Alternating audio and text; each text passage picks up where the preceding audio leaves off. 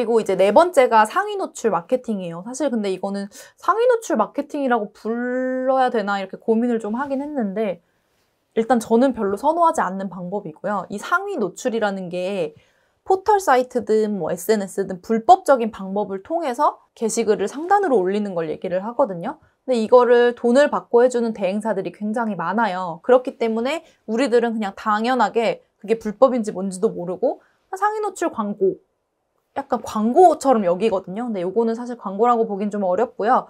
그냥 다른 말로 바꿔서 말하면 검색 노출 정도로 볼 수 있을 것 같아요. 대표적인 게 네이버에 내 키워드를 검색했을 때, 예를 들면 내가 신발을 파는 사람이다. 그러면 뭐 롱부츠라고 검색을 했을 때 네이버 첫 번째 화면에 나오게 하는 것.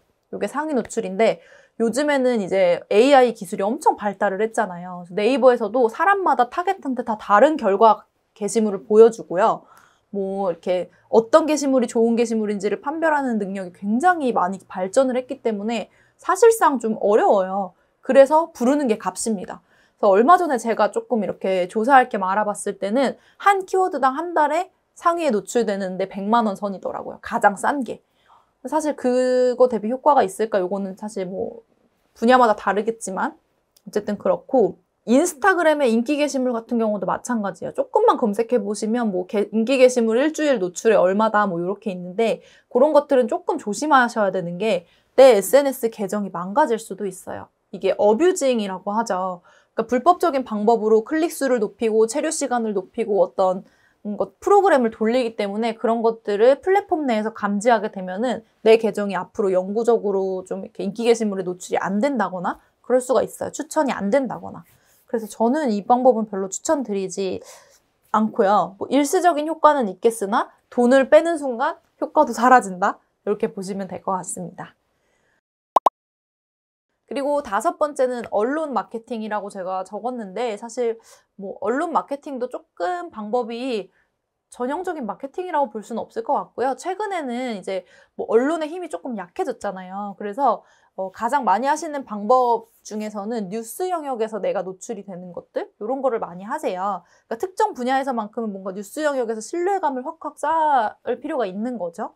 그래서 고객들에게 신뢰도를 높이고 싶을 때 혹은 우리 브랜드가 처음 런칭이 됐을 때 아무도 우리 브랜드를 모르는 것 같을 때 인지도를 높이고 싶을 때 같은 경우는 네이버나 다음 포털에 특정 키워드나 우리 브랜드명을 검색했을 때 언론 뉴스 기사칸에 나올 수 있도록 언론 보도를 송출하는 방법의 마케팅이 있습니다. 요거 같은 경우도 뭐 크몽이나 뭐 이런 사이트들, 플랫폼 사이트들 찾아보시면 뭐 한 건에 5만 원, 10만 원에 송출해주는 곳들도 꽤 많아요. 그래서 그런 것들을 이용하셔도 좋다. 하지만 이것도 큰 돈을 들여서 대량으로 뿌릴 필요는 사실상 없는 것 같다. 이게 저의 의견이고요. 그리고 이제 6번, 제휴 마케팅이죠. 제휴 마케팅은 범위가 굉장히 많고 오래된 방법이에요. 뭐 콜라보라고 할 수도 있겠고요.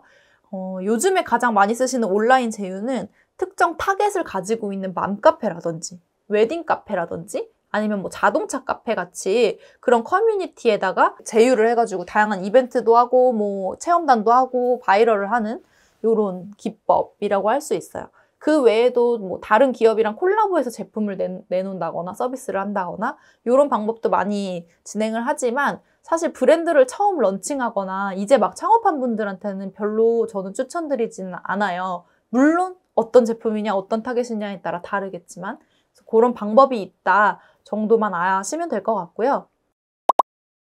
그 다음 대망의 바이럴 마케팅입니다. 사실 바이럴이라는 게 입소문 마케팅이잖아요. 그렇기 때문에 제가 앞에서 말씀드린 모든 방법을 다 묶어서 바이럴 마케팅이라고 해도 무방해요. 사실 아무 틀린 말이 없어요.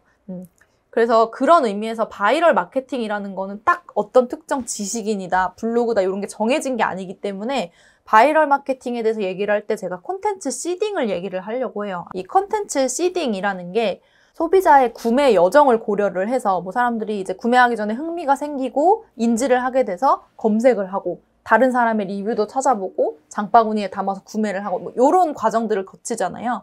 그런 구매 여정들을 고려를 해서 적재적소에 내 콘텐츠를 노출시키는 걸 콘텐츠 시딩이라고 합니다. 이를테면 제가 뭐 사무실에서 일을 할 때 손이 시려워서 장갑을 만약에 찾아요. 그러면 이제 저는 이제 장갑을 사야 되니까 뭐 저 같은 경우는 네이버에 뭐 장갑 이런 식으로 검색을 해보겠죠. 근데 저는 네이버에 검색을 해서 바로 나온 쇼핑 카테고리에서 구매를 절대 하지 않아요. 아마 저 같은 분들이 많으실 텐데 검색을 일단 합니다. 해서 괜찮은 거 몇 개를 추려요. 그리고 그 브랜드명을 봐요. 만약에 남매공작소에서 파는 장갑이다. 다시 네이버에서 남매공작소 장갑이라고 쳐요. 그래서 다른 사람들이 남긴 블로그 리뷰들을 찾아봅니다. 거기서 끝나지 않아요. 인스타그램이나 유튜브로 넘어갑니다. 인스타그램이나 유튜브에서 똑같이 검색을 해요. 남매공작소 장갑, 남매공작소 장갑 후기. 이런 식으로 검색을 해서 실제로 다른 이용자들이 어떻게 이용하고 있는지를 본다든지 뭐 이런 것들을 확인하는데 이 구매 여정에서 만약에 제가 컨텐츠 시딩을 안 해놨어요. 뭐 남매공작소 장갑을 아무리 검색해도 어디에도 나오지 않고 그럼 사실 조금 구매 의욕이 하락하겠죠? 그래서 이런 것들을 컨텐츠 시딩이라고 합니다. 그래서 결론은 사실 제일 중요한 건요. 이렇게 우리가 뭐 마케팅의 종류나 그리고 컨텐츠의 시딩 작업이 좀 필요하다라는 걸 알아보기는 했지만 가장 중요한 건 내가 파는 물건이나 서비스의 고객이 누구인지를 분석하는 거예요. 그냥 단순하게 연령만 분석하는 게 아니라 우리 물건을 사는 사람들은 자동차를 좋아하고 밖에서 여행하는 걸 좋아하고 캠핑을 좋아하는 사람들이다라는 식의 구체적인 타겟팅이 필요합니다. 구체적인 타겟팅이 있어야만 타겟을 대상으로 어디에 어떻게 마케팅을 할지가 결정되는 거기 때문인데요. 그래서 일단 고객 분석이 선행돼야 된다는 점을 꼭 명심하셨으면 좋겠고 할 수 있는 예산이 많으시다라고 하면 제가 오늘 소개해드린 모든 방법을 다 쓰세요. 그러면 좋아요. 하지만 우리는 예산이 굉장히 한정되어 있기 때문에 어떤 거를 선택해야 되는지가 가장 중요한 그러니까 매체 전략이라고 하죠. 매체 전략이 가장 중요하다고 할 수 있어요. 그래서 이 중요한 것들을 어떻게 좀 효율적으로 할지 고민하고 계신다면 제가 오늘 설명드린 것들을 차근차근 하나씩 좀 알아보시고 나에게 어떤 게 맞을지를 한 번 더 고민해보는 시간을 가지셨으면 좋겠습니다. 오늘 이렇게 첫 번째로 마케팅의 뭐 종류나 약간 이론적인 얘기를 좀 했었는데요. 저희 남매공작소에서는 소상공인이나 1인 기업 그리고 초기 창업자 분들을 위해서 이런 강의를 많이 내보낼 거고 온라인이나 오프라인 미팅 같은 걸 통해서 저희가 도움 드릴 수 있는 부분은 도움을 드리고 싶어요. 그래서 문의하실 내용이 있으신 분들은 항상 댓글이나 이런 쪽에 남겨주시면 저희도 최대한 많이 답변을 해드리도록 하겠습니다. 그러면 다음 콘텐츠에서 더 유익한 내용으로 재미있는 내용으로 만나요. 안녕!